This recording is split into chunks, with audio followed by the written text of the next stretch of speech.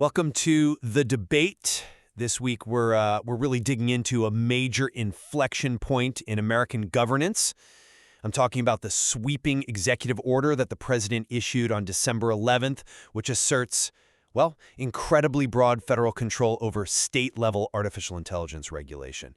This is less about AI policy itself and more about the fundamental structure of federalism. Right. This is clearly an administration that's tired of waiting for Congress to act, and it's using, executive fiat to impose a national standard. It has, as you can imagine, immediately sparked a profound legal and ideological dispute. And that's our central question today. Is this aggressive federal move a necessary step to secure U.S. AI dominance and avoid a chaotic regulatory landscape? Or is it an unconstitutional overreach that tramples on essential local safeguards for rights and safety? I'll be arguing that yes, federal preemption is the only way to protect innovation and maintain our global competitiveness. And I will be contending that states must retain their authority to address consumer protection and safety risks, areas traditionally reserved for them.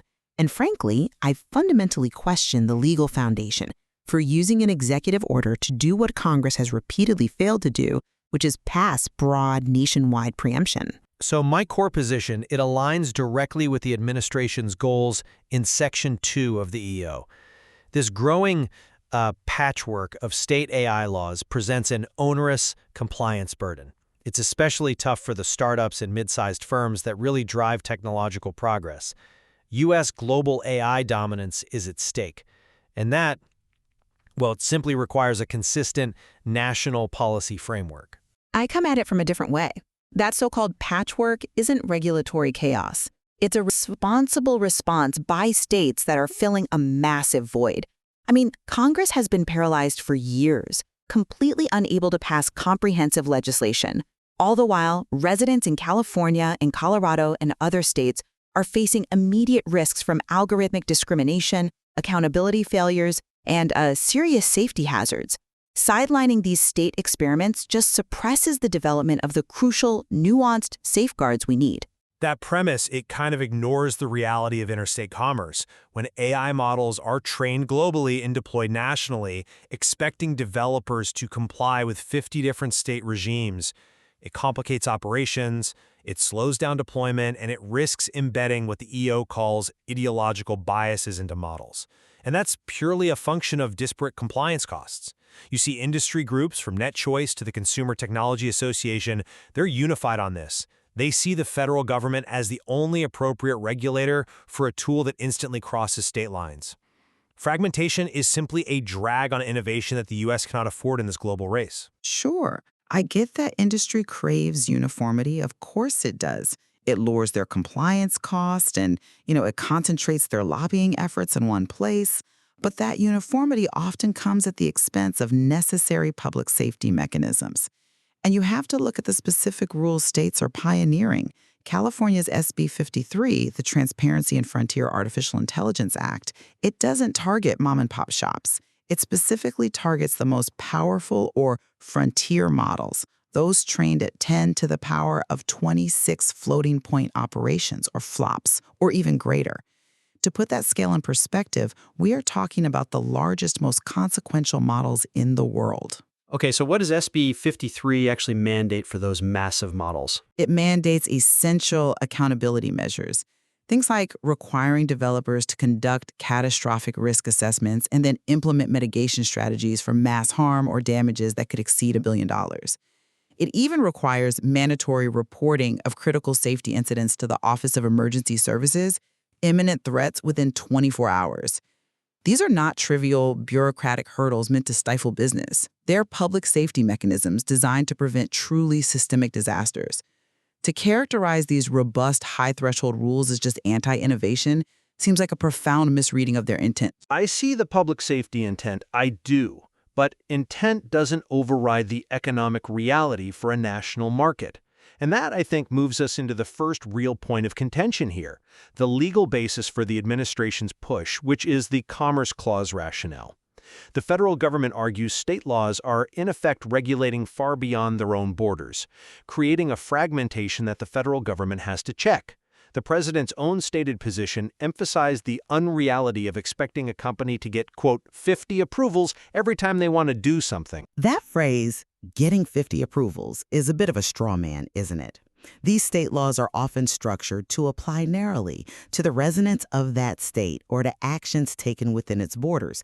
And what's more, the pushback against this federal constraint isn't just from a few activist states. A coalition of 36 state attorneys general urged Congress to oppose restricting states from enacting or enforcing AI laws. They're emphasizing resistance to federal intrusion in traditional state areas like consumer protection and civil rights. That brings us to the specific requirements the administration is targeting.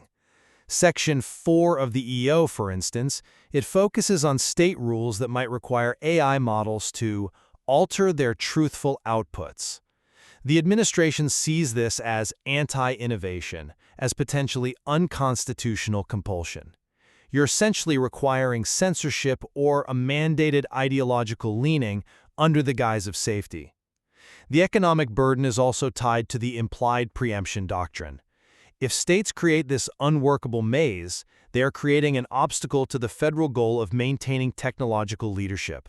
Hold on. I just want to push back on that loaded term, alter their truthful outputs. When the industry uses that language, what they're often obscuring is the fact that they don't want to enforce basic non-discrimination standards or bias mitigation protocols. Are we talking about censorship? Are we talking about mandating guardrails against algorithmic redlining? Or, the use of protected characteristics in hiring decisions? The state laws are addressing civil rights protections that the federal government has utterly failed to enforce in this new technological domain. Even conceding the good faith of the state actors, federal agencies acting under the president's direction are asserting that the sheer volume and divergence of these efforts, it constitutes an economic and operational obstacle to a legitimate federal goal. And that leads us directly to the core legal battleground. You question the EO's authority, arguing it isn't law. Exactly. An executive order has to derive its authority from somewhere, from a duly passed federal statute or existing constitutional power. The president is essentially declaring a new national policy, this idea of minimally burdensome regulation, and then instructing agencies to use existing statutes to preempt state laws that Congress has specifically declined to preempt. That is a fundamental separation of powers challenge. Congress has repeatedly failed to pass preemption legislation. The idea that the executive branch can just declare a policy and force state laws out is deeply, deeply troubling. But this is where we have to look closely at the legal architecture the administration is trying to build. The argument isn't that the EO is law, but that it clearly establishes the policy and objectives of the executive branch. This sets the stage for administrative agencies, like the FTC or the FCC, to initiate rulemaking proceedings, using their existing statutory authority to establish federal standards. The state laws are then preempted under the doctrine of implied preemption, specifically something called obstacle preemption. Before we move on, can you just clarify for our listeners, what does obstacle preemption actually look like in practice here? Sure. It means that if a state law, let's say Colorado's AI Act, which goes into effect next year, is found to pose a tangible, material obstacle to the full purposes and objectives of the established federal policy, then the agency's subsequent federal rule displaces the state rule. The federal policy here is clear: achieve AI dominance through minimally burdensome regulation. Therefore, state laws deemed burdensome are, by definition, the obstacle. Well, initiate a proceeding and surviving a protracted Supreme Court challenge are two vastly different things. The DOJ's new AI litigation task force is going to face massive battles, and their legal strategy, it relies heavily on the dormant commerce clause to challenge state laws that might not explicitly discriminate against out-of-state interests, but have an incidental effect that burdens interstate commerce. That argument faces an incredibly high bar. We saw this in National Pork Producers Council v. Ross, where the Supreme Court rejected California's effort to regulate pork production standards outside its borders. It set a very high threshold. The Ross case, though, that involved explicit extraterritorial regulation. This is a different fight. It's a challenge based on the cumulative burden of a patchwork, regardless of explicit discrimination. That cumulative burden is exactly what the EO aims to fix. But, while those long legal battles unfold, the administration has already deployed an immediate, very powerful lever: conditional spending. Yes, let's turn to that, because this might be the most coercive aspect of the entire order. So Section 5 of the EO conditions eligibility for the remaining BEAD non-deployment funds, an estimated $21 billion, on states not having these onerous AI laws. This is a classic, justifiable exercise of the federal spending power. The funding is being linked directly to a cohesive national infrastructure strategy. Conditional spending, for listeners who might not be familiar, is basically the federal government saying, take this money, but only if you follow Rule X. But there are limits to that power, and we have to invoke the Supreme Court's jurisprudence here, specifically NFIB v. Sebelius, the big case about the Affordable Care Act. Chief Justice Roberts made it very clear that threatening the loss of truly massive existing funding streams, it crosses the line from encouragement into what he called economic dragooning or coercion. But the policy notice required under the EO has to explicitly describe how a fragmented state landscape threatens to undermine BEAD-funded deployments. The argument is that high-speed connectivity, which BEAD provides, it's useless if the next generation of AI applications that rely on that connectivity are stifled by regulation.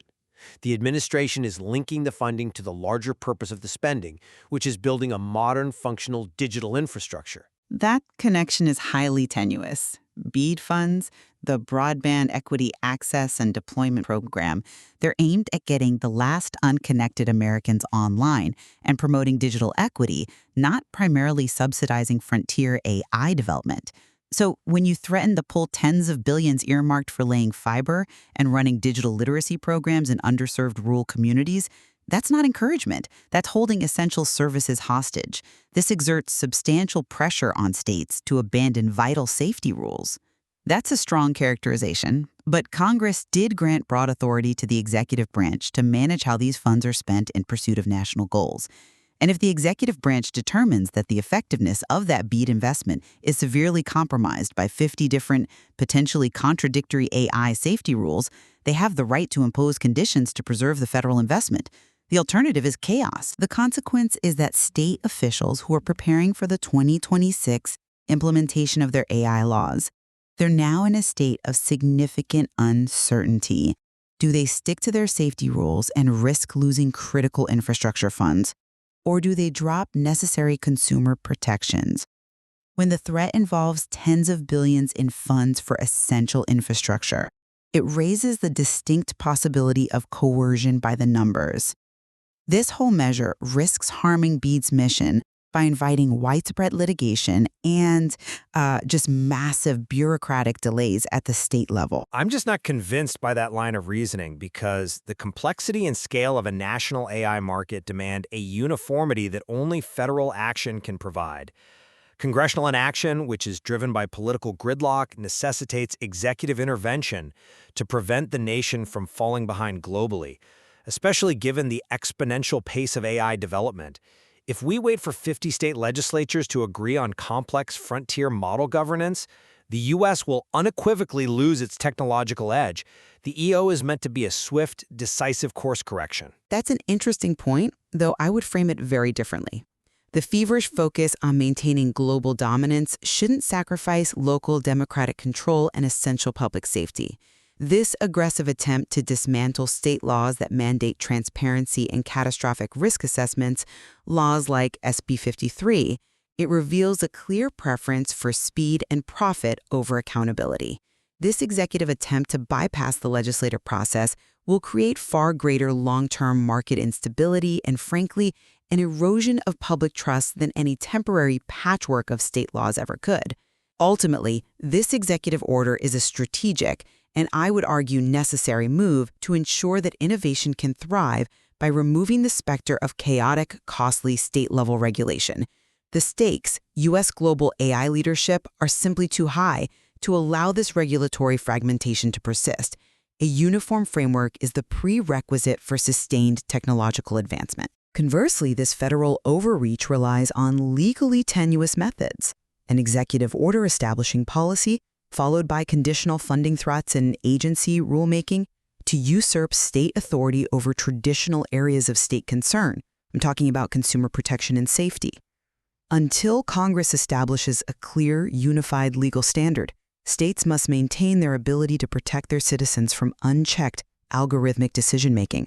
The American public deserves that local control over technologies that affect their lives so directly. The tension between velocity, the sheer speed of innovation required to maintain leadership, and accountability, the need for robust, reliable regulation, that is undeniably the defining challenge of AI governance in the United States today. And the impending legal battles over this executive order will ultimately determine where that fundamental balance rests within the U.S. federal system. We have only scratched the surface of how the Commerce Clause and federal funding mechanisms are now interacting with cutting-edge technology.